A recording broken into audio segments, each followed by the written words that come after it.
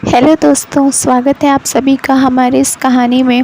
हम मूल रूप से छत्तीसगढ़ के एक छोटे से शहर में रहते हैं। मैं अपने बॉयफ्रेंड के साथ रहने लगी थी। एक रात उसका दोस्त और उसकी गर्लफ्रेंड हमारे साथ रुके थे।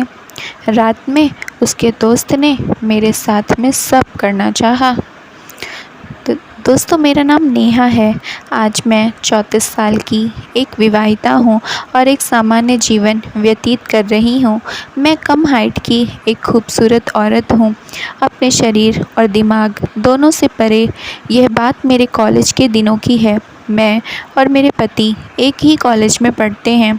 कॉलेज में मेरे पति मेरे बॉयफ्रेंड हुआ करते थे, जिनका नाम विशाल है। उनका एक बेस्ट फ्रेंड है जिसका नाम अविनाश है। अविनाश बहुत ही स्मार्ट और हैंडसम लड़का था। कॉलेज की काफ़ी लड़कियां उस पर मरती थीं, तो कॉलेज टाइम में उसकी भी एक गर्लफ्रेंड थी। आरुषि नाम था उसका। कॉलेज ख़त्म हुए अभी कुछ टाइम ही बीता था और मैं इन दिनों अपने होने वाले पति विशाल के साथ लिव इन में रहने लगी थी। वह बहुत ही अमेजिंग टाइम था। रोमांस और जवानी के नए दौर में हम दोनों खुशी की वजह से उड़ रहे थे। इसी समय अविनाश भी अपनी गर्लफ्रेंड आरुषि के साथ लिव इन रिलेशनशिप में रह रहे थे। आरुषि लंबी कदकाठी की सुंदर लड़की थी। अविनाश और आरुषि एक दूसरे के साथ परफेक्ट लगते थे, क्योंकि अविनाश और विशाल कॉलेज से अच्छे दोस्त थे। तो अब मेरी भी अविनाश से अच्छी दोस्ती हो गई थी और अविनाश की वजह से आरुषि से भी हम चारों काफ़ी अच्छा टाइम स्पेंड करते थे एक साथ। मेरे हबी जब भी अपने ऑफिस में बिजी होते और मुझे कहीं जाना होता, तो मैं अविनाश को बुला लेती थी और वह मुझे अपनी मोटरसाइकिल पे ले जाते थे। मुझे भी कोई प्रॉब्लम नहीं थी और ना मेरे तब के बॉयफ्रेंड विशाल को, ना ही उनकी गर्लफ्रेंड आरुषि को।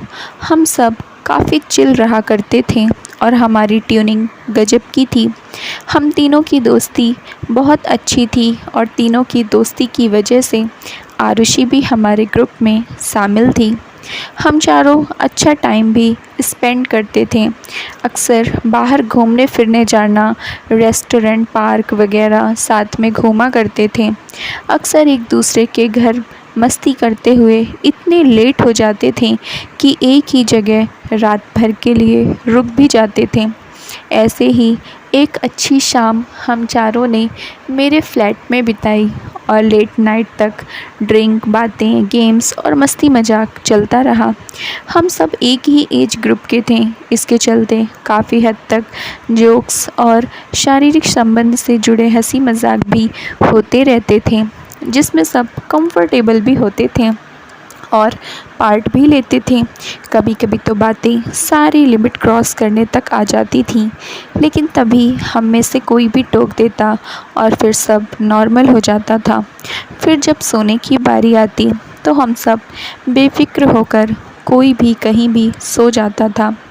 उस शाम भी यही सब हुआ। ढेर सारी बातें, ड्रिंक और नशे में कुछ गंदी बातें भी हुई थीं। अजब की रात थी वह।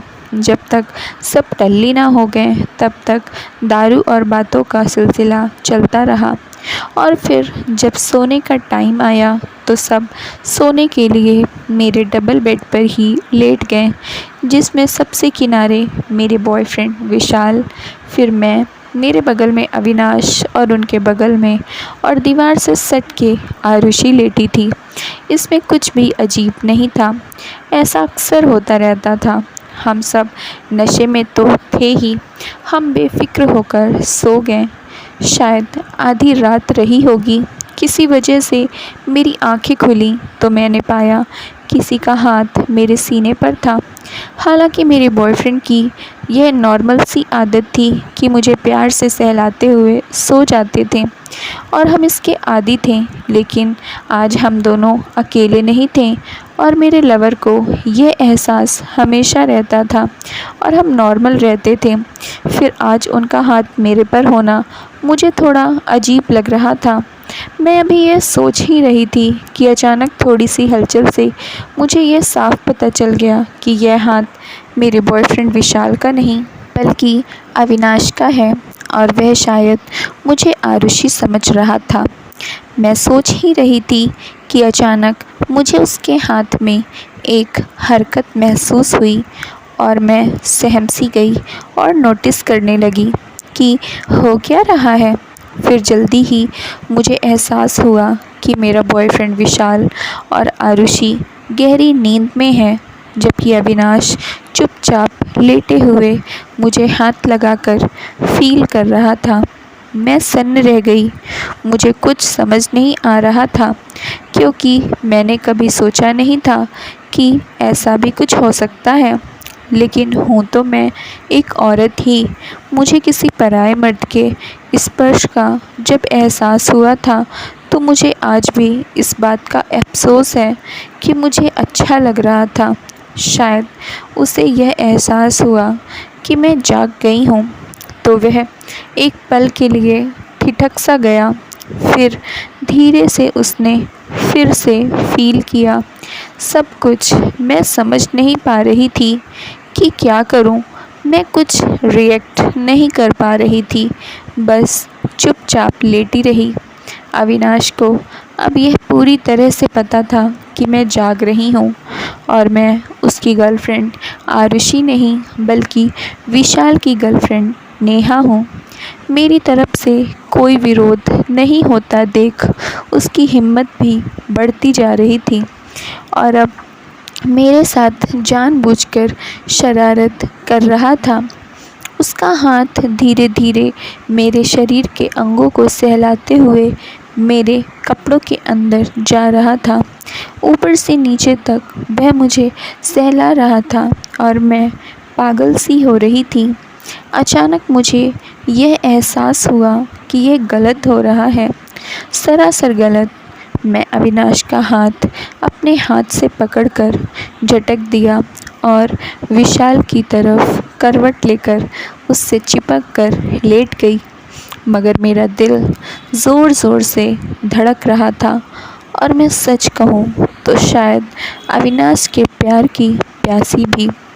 यह सब भूलकर अचानक मैं विशाल में समाती हुई लेट गई। शायद अविनाश भी मेरी मनसा समझ गया था, इसलिए वह भी आरुषि की ओर मुँह करके लेट गया।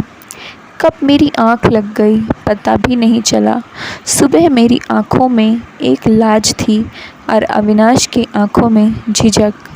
वे दोनों तैयार होकर चले गए। फिर कुछ भी मेरे मन में नॉर्मल नहीं रहा था।